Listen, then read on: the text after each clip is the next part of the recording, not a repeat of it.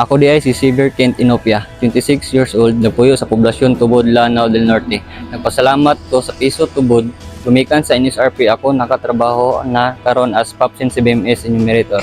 Dako kaayo na akong pasalamat nga nakasulod ko sa trabaho kay dako kaayo ning tabang sa akong pamilya.